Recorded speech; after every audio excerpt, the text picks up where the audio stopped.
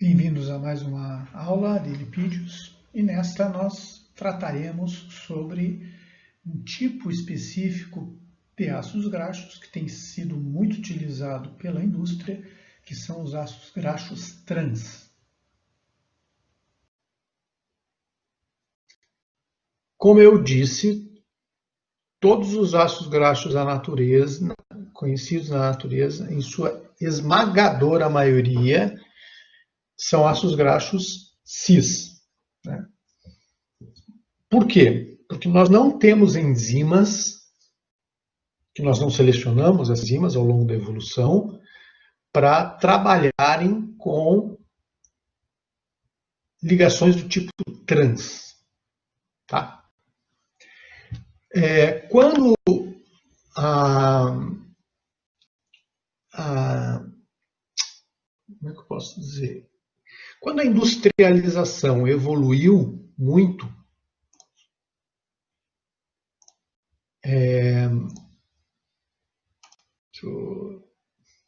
quando a industrialização evoluiu muito, não só a industrialização, principalmente a industrialização, mas a produção agronômica também, etc. E começou a surgir algumas espécies vegetais que eram ricas em óleos, como soja, e se começou a produzir industrialmente esse óleo em grande quantidade, se deparou com um problema. Como veicular este óleo? Né? Não é só veicular, é como dar saída para essa commodity de tão grande volume. Como é que a gente vai justificar usar esse ácido graxo insaturado?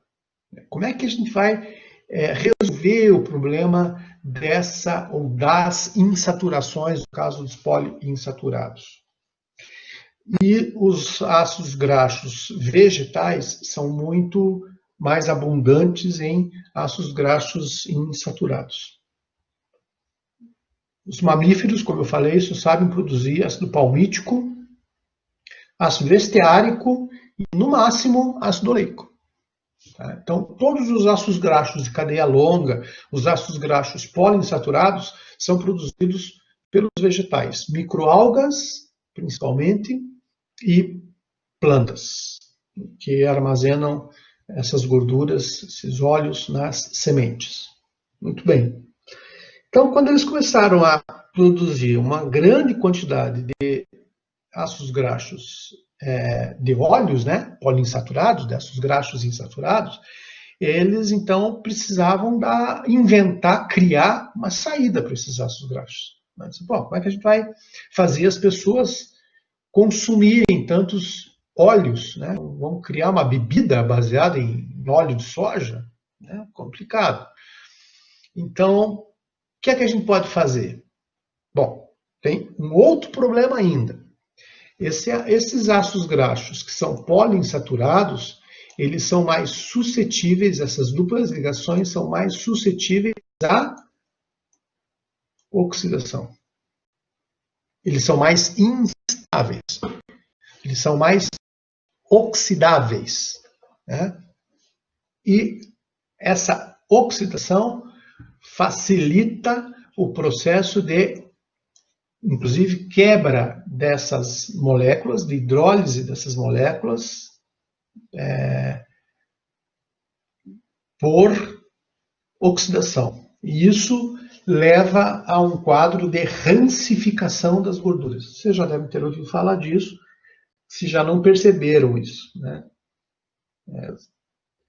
Se você deixa uma gordura apodrecer, você lembrará de mim, né? Dessa conversa, pelo menos. Espero que vocês não associem a minha pessoa com o mau cheiro que você vai sentir.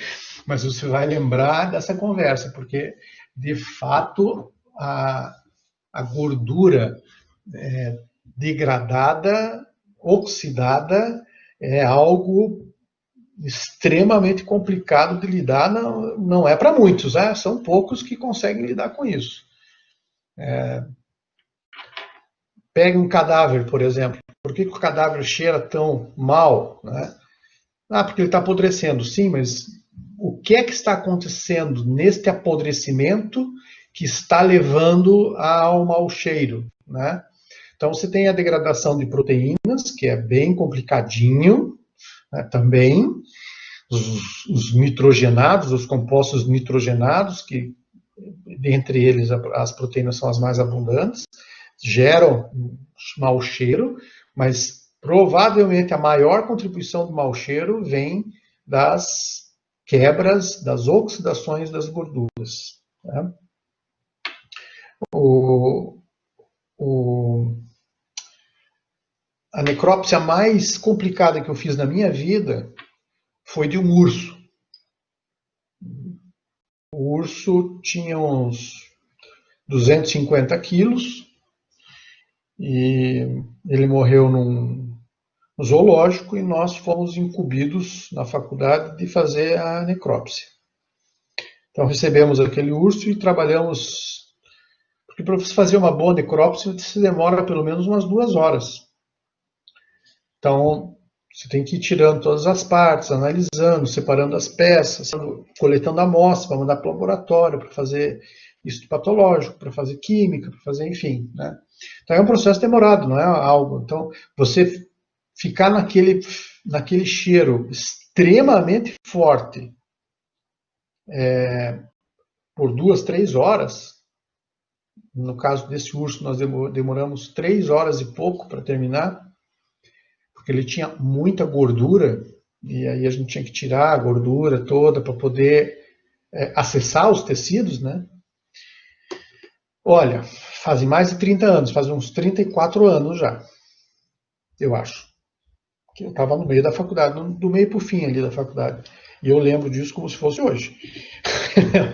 Ou seja, é o tipo de cheiro que você não esquece nunca mais. Fica enraizado, encalacrado na tua memória lá.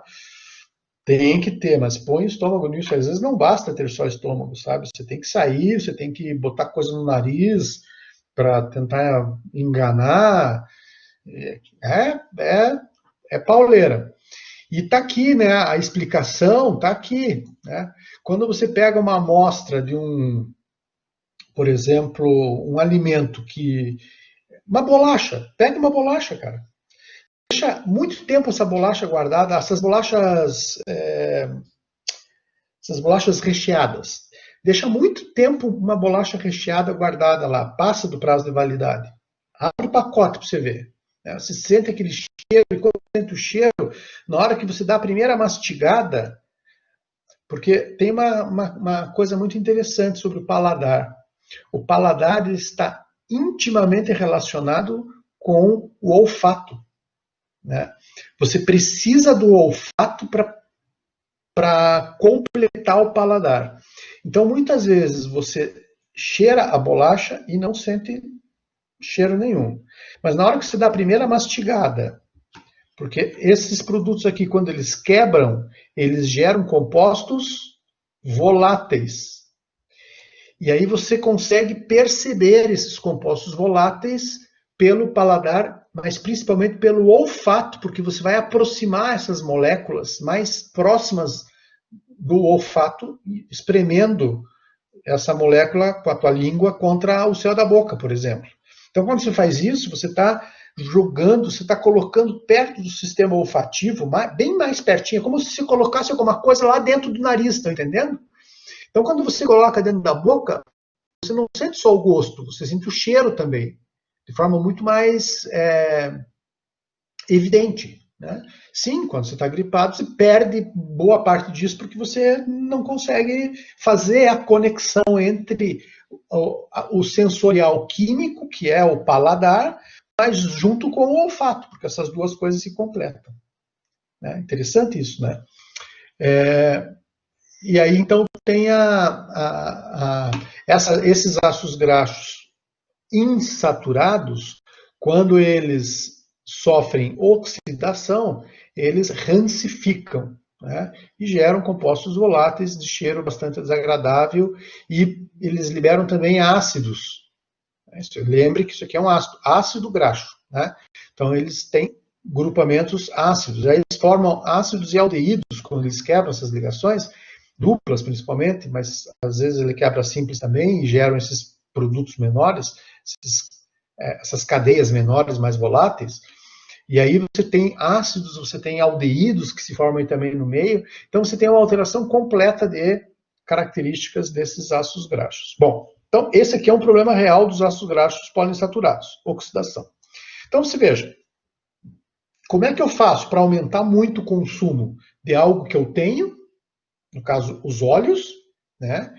E ao mesmo tempo, quando eu coloco esse óleo na frigideira, e essa temperatura vai a 200 graus, eu começo a catalisar a oxidação desses graxos. Então, o aquecimento tende a acelerar esse processo de oxidação.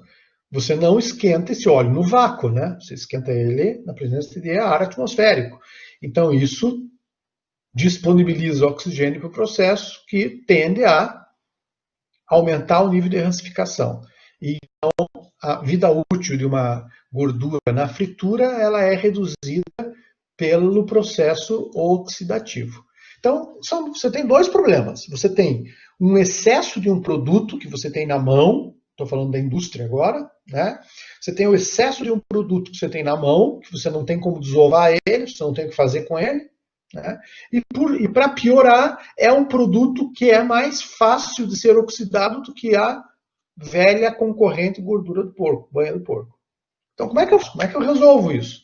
Né? Como é que a indústria resolveu isso?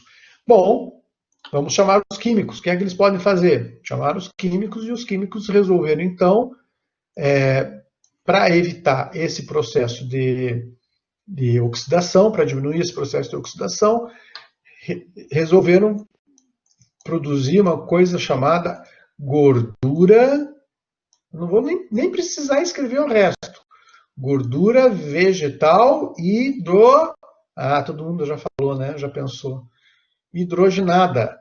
A gordura vegetal hidrogenada bom, se esse ácido graxo é passível de oxidação e esse ácido graxo é mais estável porque ele está completamente saturado, então vamos saturar esse ácido graxo. Mas saturar de hidrogênio. Hidrogenação. Vamos hidrogenar este ácido graxo. Então, nós começamos a transformar estes ácidos graxos poliinsaturados em ácidos graxos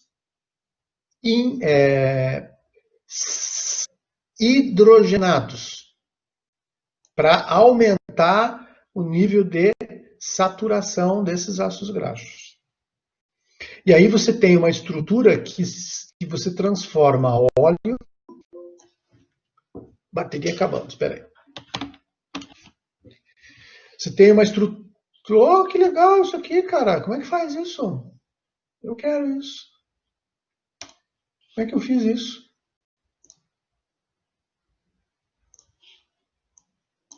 Eu tenho que ficar apertando. Depois eu faço um teste, depois eu aprendo. Né? Você não viu que começou a fazer um monte de coisinha assim? Só que eu não estava segurando o mouse, entendeu? Dá para fazer isso sem precisar ficar segurando o mouse o tempo todo. Eu saio das nossas aulas com o dedo doendo, às vezes, tanto que tem que ficar segurando o mouse, mas enfim, vamos lá para o velho. Então aqui você tem um ácido graxo poliinsaturado que você quer transformar em um sólido hidrogenado.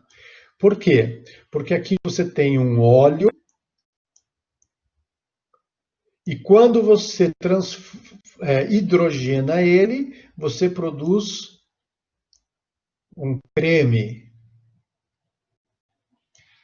E viva as margarinas! Margarina nada mais é do que um óleo vegetal hidrogenado. Ok? Então você pega um óleo que é líquido, normalmente de soja, hidrogena ele e transforma ele numa estrutura cremosa, pastosa, fácil de passar no pão. Né? E aí eles começaram a vender. isso com muito mais facilidade, as pessoas começaram a consumir com muito mais facilidade, porque é um creme que eu posso adicionar sabores, eu posso agregar outras coisas, eu posso dizer que tem, como é que é? Sei lá, vitamina B, eu posso dizer que tem, que faz bem para o coração, porque eu adiciono fitosterol, porque eu não sei o que, enfim, eu posso criar marketing, eu posso criar sabores diferentes, adicionar, agregar sabores aqui. Aí eu coloco um antioxidante aqui, esse negócio vai durar 1 ano e meio, frouxo, tranquilamente, enquanto que isso aqui, pepino, estraga rápido, né? Então, foi assim que nós produzimos uma revolução no setor industrial alimentício. E isso nos levou a aumentar bastante o consumo de óleo de soja, né? dentro de, de margarinas, porque para nossa desgraça, para a sorte da indústria e para nossa desgraça, se percebeu também que esse creme, essa margarina, ela não, essa gordura vegetal hidrogenada, que vende naquelas latas, né? Ela não só serve para você passar no pão, ela ajuda muito a textura, ele melhora muito a textura de alimentos que são feitos com ele. Então, se você põe essa gordura num pão, fica macio. Se você coloca isso no bolo, ele fica fofo, muito mais gostoso de comer, né? Daí as pessoas comem mais, compram mais, circula mais, né? E por aí vai. Se você frita uma batata frita por uma batata nesse tipo de gordura, você deixa a desgraçada crocante, porque é terrivelmente gostoso, né? Então todo mundo gosta. Se eu frito um pastel num negócio desse, ele fica crocante por fora e macio por dentro. Ou seja, todas as propriedades, ou quase todas as propriedades organolépticas são melhoradas com a utilização dessas gorduras vegetais hidrogenadas. Problema. Durante o processo de hidrogenação, você tem a produção de ácidos graxos trans, porque você não consegue uma hidrogenação total, a hidrogenação é parcial. Então, ao hidrogenar parcialmente os óleos, né, você acaba produzindo no meio uma fração de ácidos graxos trans. Aqui não está mostrando, esses aqui são os cis. Os trans são aqueles ácidos graxos que eu já comentei com vocês que teria dupla atravessada assim, né? E esses ácidos graxos nós não sabemos lidar com eles. Não é que nós não sabemos, não sabemos, nós não temos os sistemas enzimáticos adaptados para metabolizar esses ácidos graxos. Tá? Então já está provado que esses ácidos graxos aumentam a incidência de doença cardiovascular, né? Eles aumentam os níveis do LDL, que são o tipo de colesterol ruim, e diminuem o nível de, não sei porque aqui ficou fora, mas eles diminuem o nível do HDL. O HDL é o colesterol bom, tá? Então, você aumenta o que é ruim e diminui o que é bom. E isso tudo leva a aumento de doença cardiovascular. Esses ácidos graxos trans, eles são pró-inflamatórios. Tá? E tudo que é pró-inflamatório tende a aumentar as doenças cardiovasculares também, porque esse cara aqui, junto com inflamação, leva a um quadro chamado aterosclerose, que é o entupimento dos vasos sanguíneos provocado por calcinação não é o termo, por entrada de carbonato de cálcio, não é nem carbonato, é entrada de cálcio, e esse cálcio começa a formar pedras na parede dos vasos sanguíneos e vai enrijecer, além de enrijecendo, vai inchando eles de modo que esse vaso sanguíneo ele começa a sua parede, né, que seria assim, ela começa a ter um acúmulo dessas gorduras que com o cálcio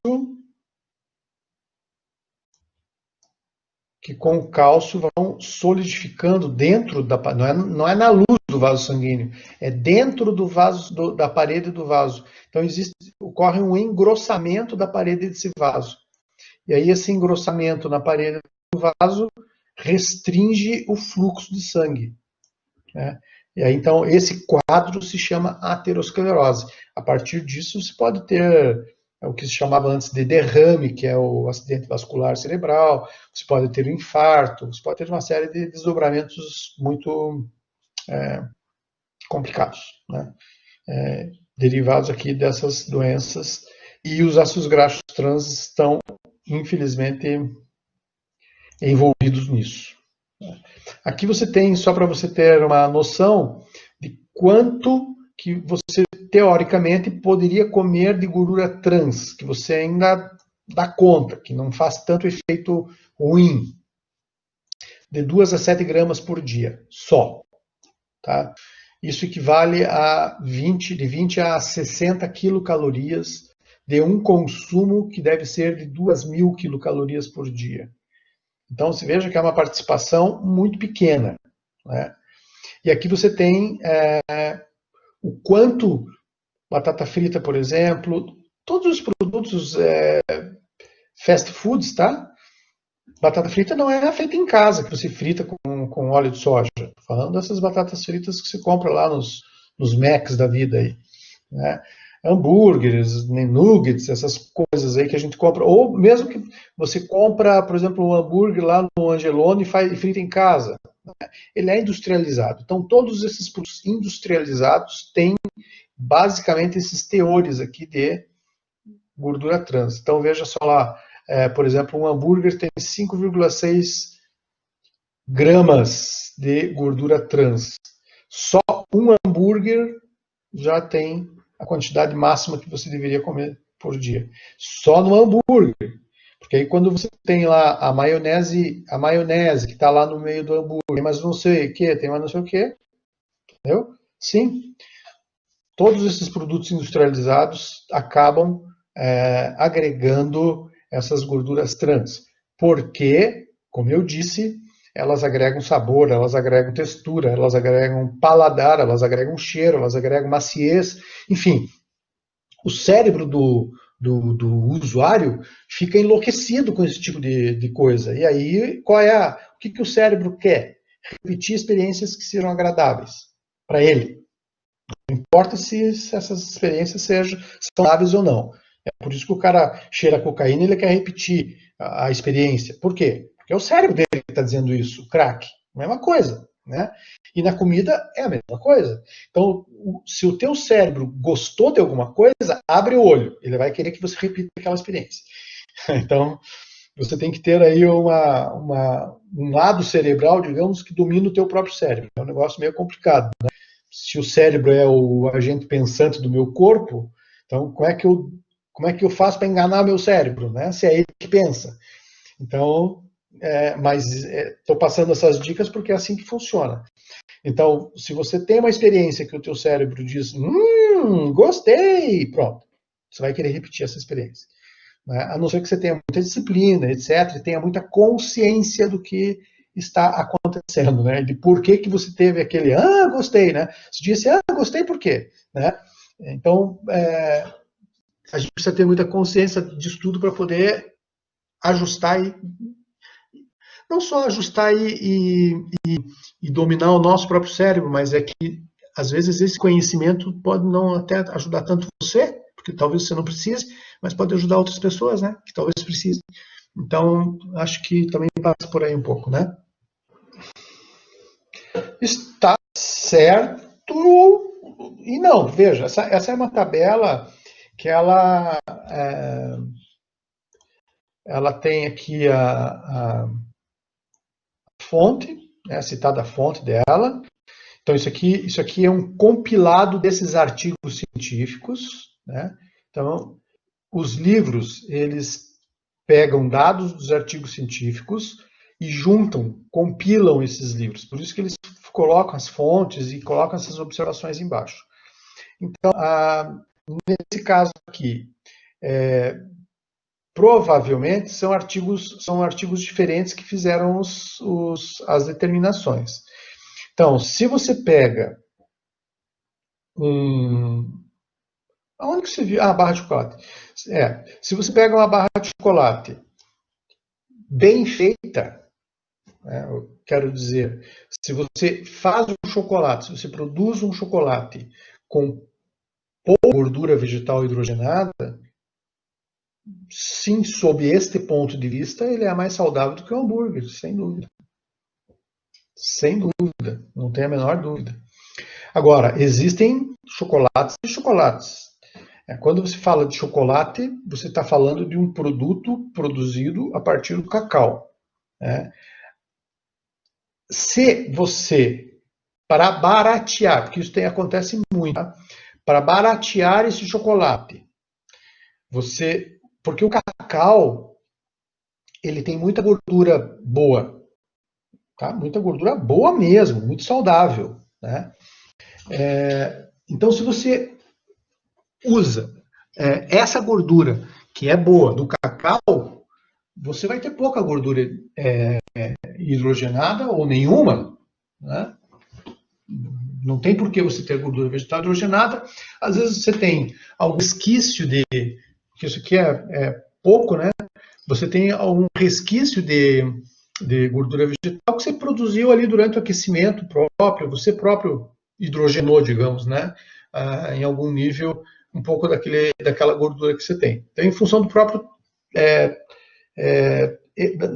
trabalho de elaboração do prato, do produto, no caso do chocolate, você pode ter aí a formação eventual de alguma gordura vegetal hidrogenada. Embora não seja comum. O ideal não, mas o natural é ter zero aqui, tá?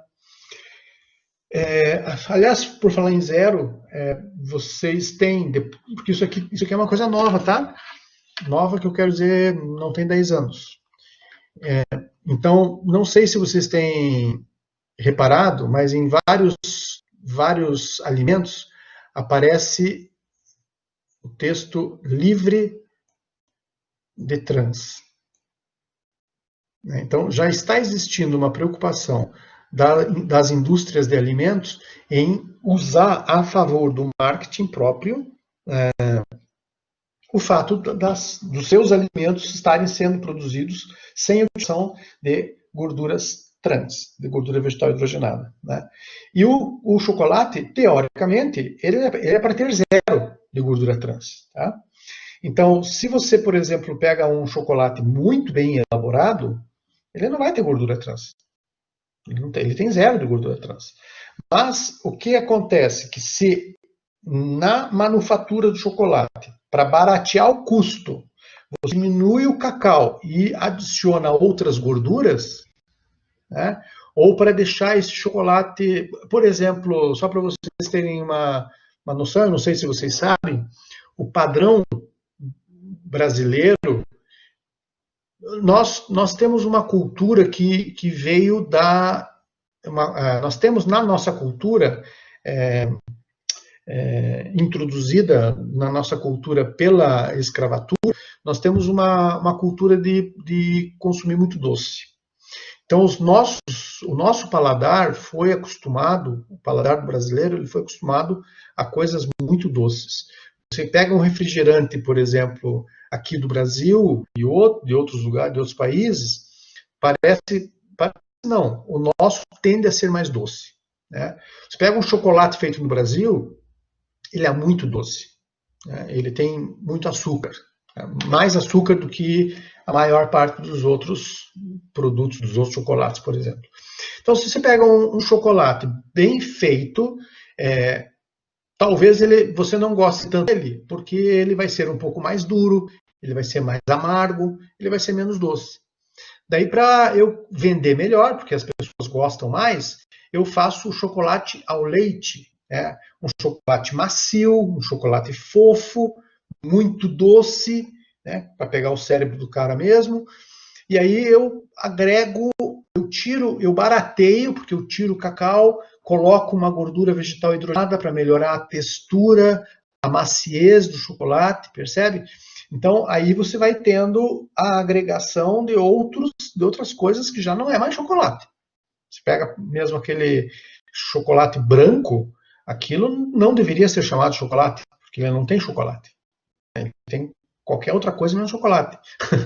Então, sim e não, né? Tem chocolates e chocolates. É isso que eu queria só deixar claro.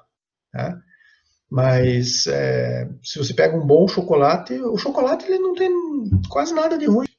O problema do chocolate é o excesso de açúcar que eles colocam, que não sei por que colocam tanto açúcar, né? Aqui no Brasil, e o nível do cacau, a quantidade de cacau que eles adicionam ali mesmo. Mas se pega um chocolate amargo ou meio amargo, é um alimento bastante saudável. Os chocolatras adoram, né, escutar isso. Mas hoje já tem assim já está tendo, já tem uma tendência forte de se explorar bastante esses alimentos que são livres de ácidos graxos trans, tá? Então eles destacam assim nos rótulos, né, livre de trans, etc, justamente para estimular o consumo. Estimular o consumo das pessoas no sentido de estimular um consumo consciente e mais saudável, né? Maravilha?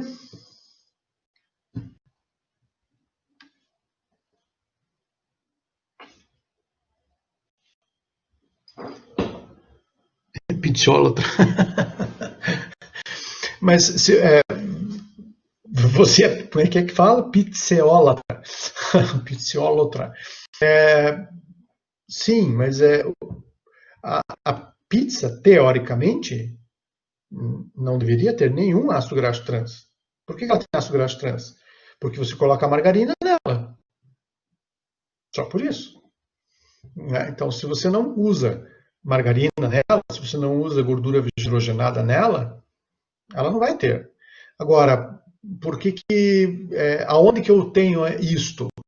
Nas pizzas industrializadas. Essa que você compra pronta, só para jogar no micro-ondas lá e deu, essa vem porque aquele molinho que vem por cima, ele precisa dessa gordura vegetal hidrogenada para dar aquele sabor e etc.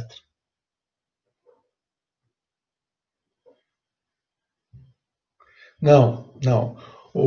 Essa gordura trans é em relação a aquela característica da dupla ligação, da posição da dupla ligação no ácido graxo. Não tem nada a ver com os transgênicos.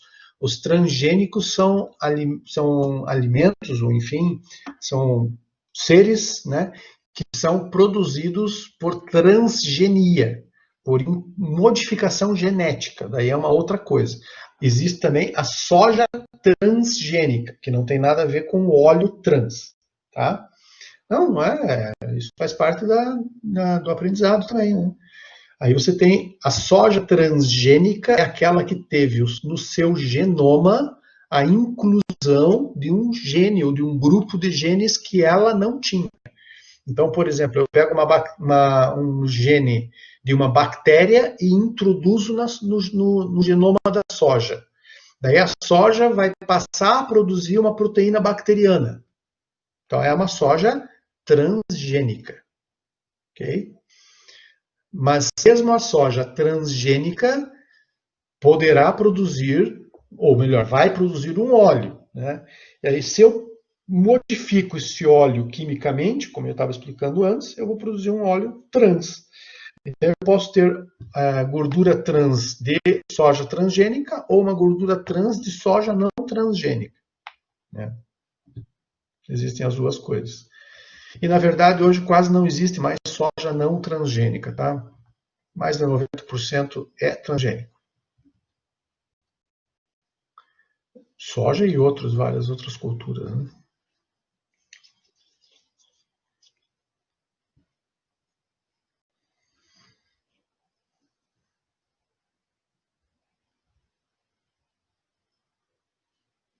O que mais?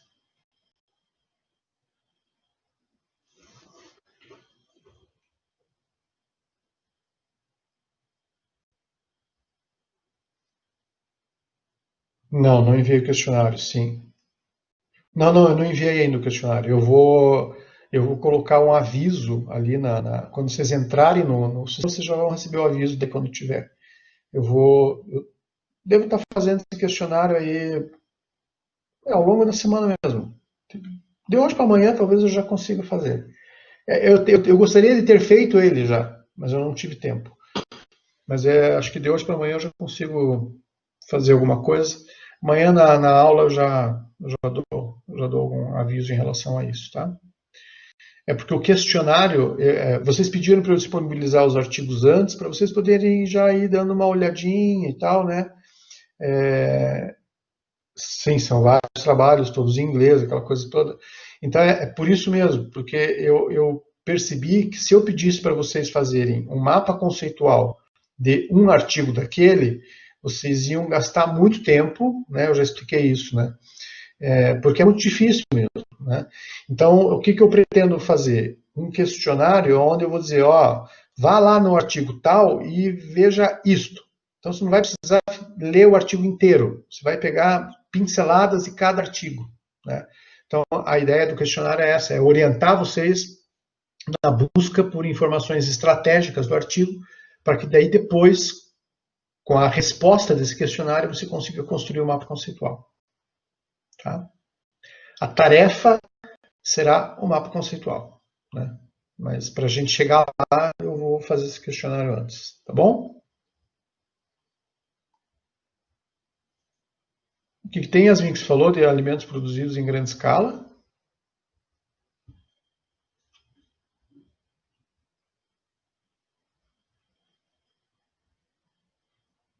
Eu não entendi a tua colocação, Yasmin, que você falou principalmente esses alimentos produzidos em grande escala. Ah, sim, são transgênicos, quase todos. Quase todos. Principalmente aqueles assim que você tem alguma dificuldade técnica na produção. Então, se é por exemplo, a soja, né? A soja, ela para ser produzida, ela não pode estar no meio de mato. Então, qual foi a estratégia? Né? Claro que aí é uma venda casada, né? Eu não sei se vocês sabem, nós temos no Nordeste trabalhos de produção de melão transgênicos, resistente a doenças, mamão, papaya transgênicos, que são resistentes a doenças. Então, assim, a Embrapa trabalha nessa linha, né, onde o produto transgênico, a vantagem de você usar o produto transgênico é que ele se torna resistente a alguma coisa, né? Mas no caso da soja, não foi essa a abordagem. No caso da soja, eles produziram uma soja transgênica que tem uma enzima que consegue degradar o agroquímico, o pesticida, o herbicida, na verdade. Então é uma soja resistente ao herbicida. Aí o que eles fazem? Eles plantam a soja transgênica, o mato começa a crescer, é muito mato, a área é muito grande, as fazendas são muito grandes, e aí o cara passa depois jogando herbicida. Como a soja é resistente ao herbicida, porque ela consegue degradar o herbicida, eles jogam o herbicida em cima da soja, literalmente. Essa soja mata o mato não cresce, e a soja sobrevive porque ela consegue degradar aquele agroquímico, aquele pesticida. E aí então ela nasce com muito mais vigor e, né, cresce muito mais rápido e aí produz mais. Então o discurso é que você ter uma soja transgênica você vai conseguir produtividade maior com menor custo, né? Porque você vai ter menos trabalho, menos mão de obra para fazer a limpeza dos matos, no caso, né?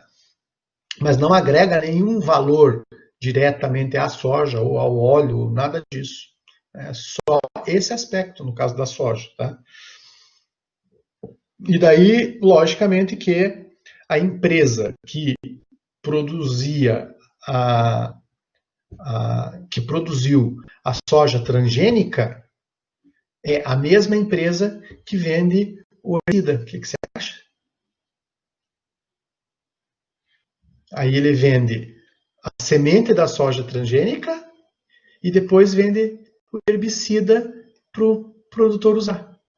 Aí ela ganha 2 vezes. E não é pouco, né? Entenderam a sacada? Mas isso falando de transgenia, né? Nada, não imagina, nada planejado.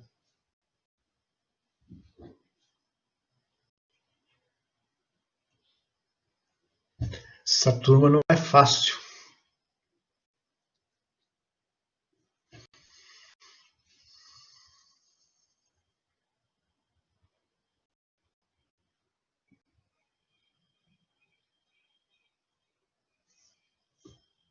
É que não é pouco dinheiro, né? Muito dinheiro. Muito dinheiro.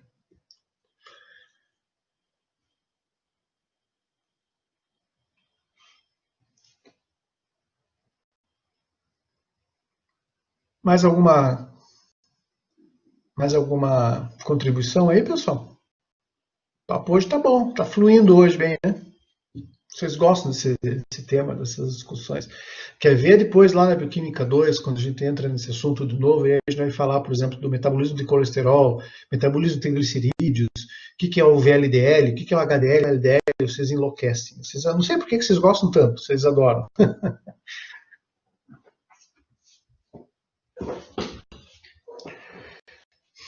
Mas beleza.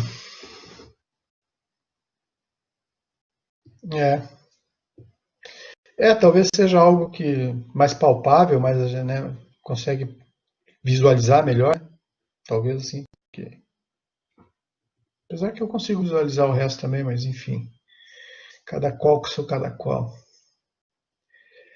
Maravilha. Amanhã então a gente se encontra aí no mesmo bate-horário, no mesmo bate-local, da mesma bate-caverna. Valeu, pessoal. Então, até amanhã. Um abraço a todos. Boa noite a todo mundo.